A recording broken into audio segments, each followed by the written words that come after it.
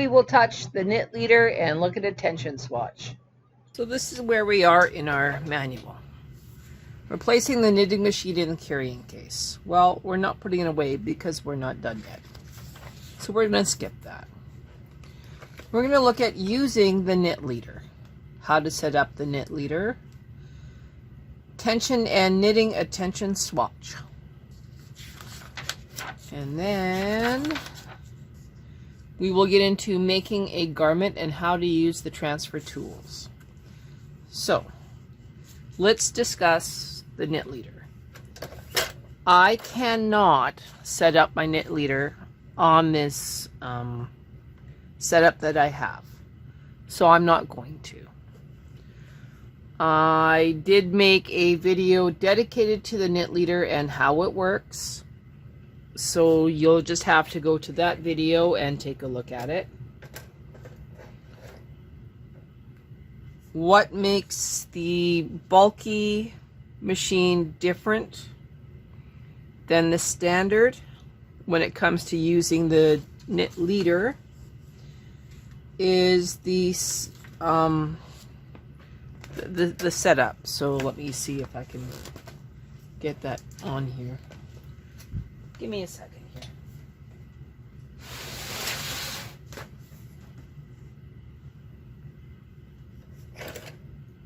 Okay, so your knit leader has the tripper pin, which is normally set right about there.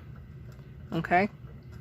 And the pin goes back and forth with the trippers, and it advances this ginormous piece of mylar, which I will take out of its case.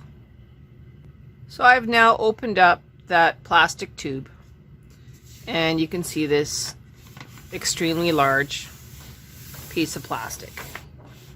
I'm sorry, I don't have room to have this gorgeous piece of mylar rotating on the knit leader to make a garment today.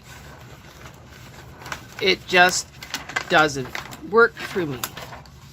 So I am not going to install it. Please go to the video.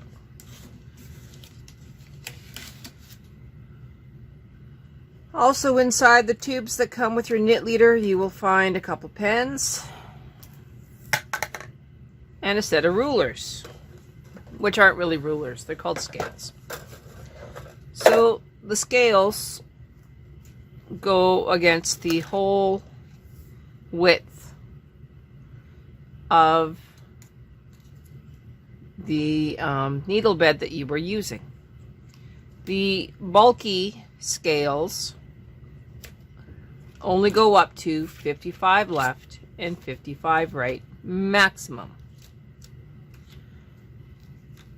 I believe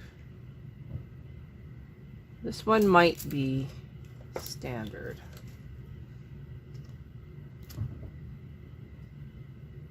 Yes, this is a standard set that came with the tube. It also has the gauge ruler. So what normally happens, we'll look at number 1 for the standard, and we'll find number 1 for the bulky. Okay, so the immediate difference is, well, of course, the size of the numbers. If your tension swatch readings tell you to use scale number 1, you will have a maximum of, looks like 80 stitches that you will be using for your pattern. Everything is explained in the knit leader video. We should knit a swatch next, and then I will do my best to explain how to read the swatch to use the correct scale for a knit leader. But like I said, I can't use one. So it's going to be really hard for me to get it explained good enough for you guys to proficiently use the knit leader on the bulky, but I'm going to try. So let's knit a simple tension swatch, get it washed, dried, relaxed, and then we will measure it, and you can see the difference in how you measure it in order to get a perfect garment on your KH260 or KH230, even the KH270. I hope this makes any sense at all to you guys. All right, so tension square.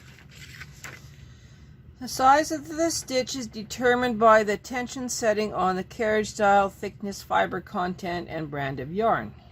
To knit a garment to the correct size of a pattern, you need to know the size of the stitch. Before you start knitting, you should make a sample tension swatch from the measured length of 30 rows and 20 stitches. Followings are the way to knit a tension swatch. To knit a tension square correctly, note the following. It is important to make the measure of tension swatch every time before beginning a garment, irrespective of whether or not you intend to use the knit leader. Set the row counter number to 000.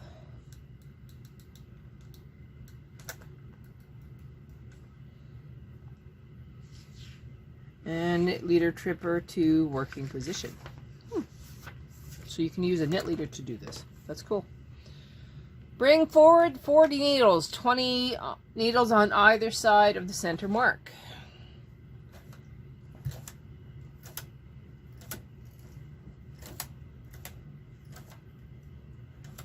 Now the reason why you do this is so that you actually get an accurate count on how much you actually need of the yarn, how many rows the knit leader needs to trip, and for the stitches across is which scale you will be using.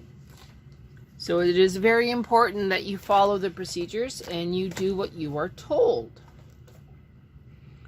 So we're going to bring forward these stitches. I'm going to do a simple E-wrap, and we will get knitting using the same yarn that we have used throughout most of these demonstrations. So I'll come back after I've E-wrapped. All right, I'm going to use tension 5 for this entire tension swatch. I already know that I'm using Spirit as my yarn. And there's my first row.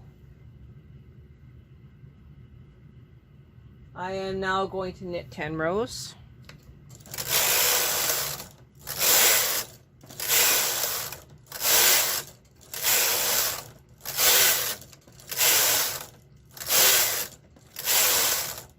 Okay, I've knit 10 rows.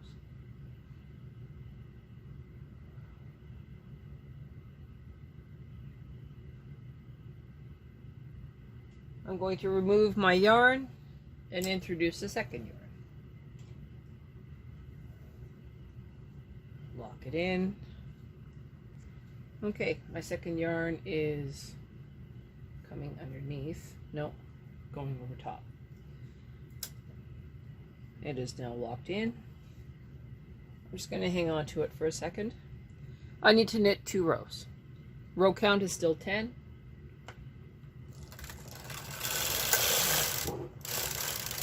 It's going to be a little bit scary, but it's okay. All right, now I'm going to remove my secondary yarn, lock it in. I'm going to take these 2 yarn tails. I'm going to tie them. But I'm not going to tie them right tight. I'm just going to tie them loosely. Drop it down, pick up my yarn again, open up the door, put it in, and now we will continue. We will now knit 15 rows. So our row count will be 27.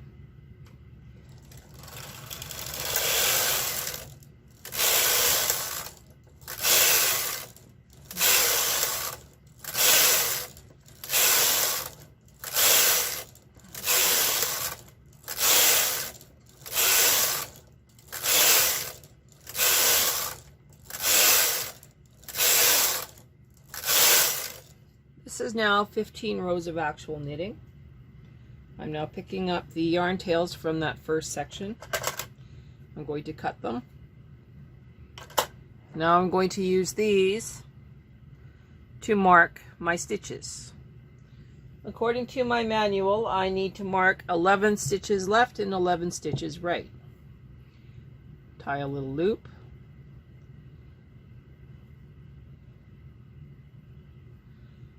"11 left." Clip it. And 11 right.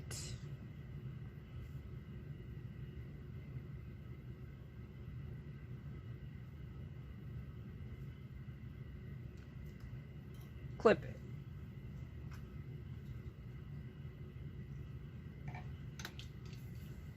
I will now knit to row 42.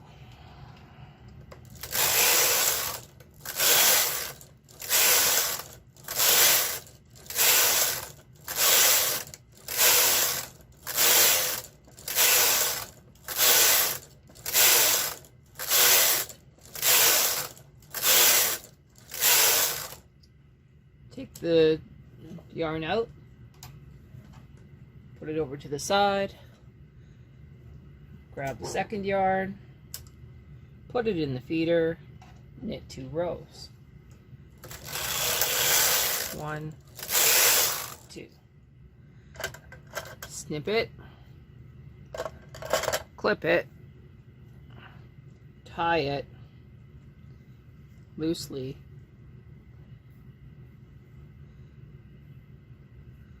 put it between the beds, yarn back in, and did another 10 rows.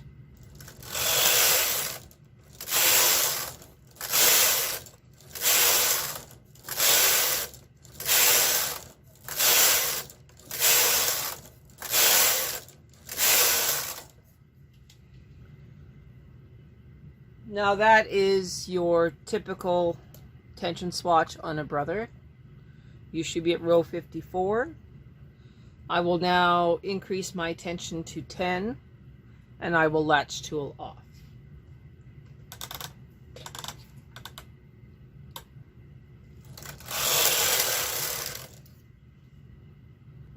All right, get it up slowly. It's caught.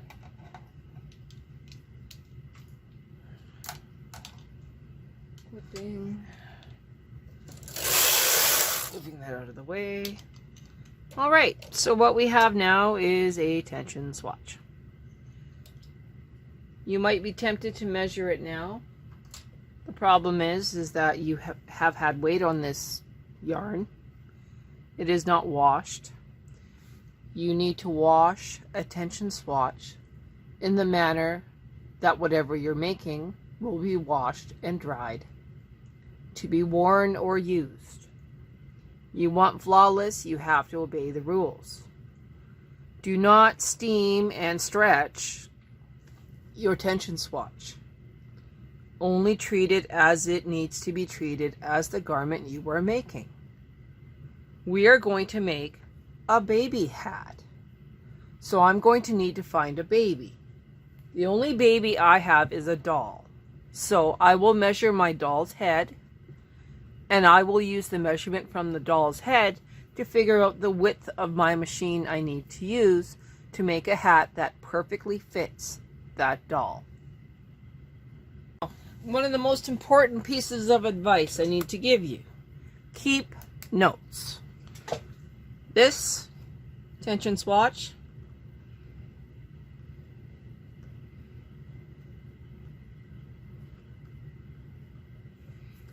is done in July 2023.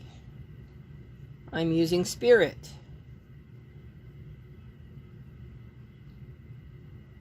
Lion brand.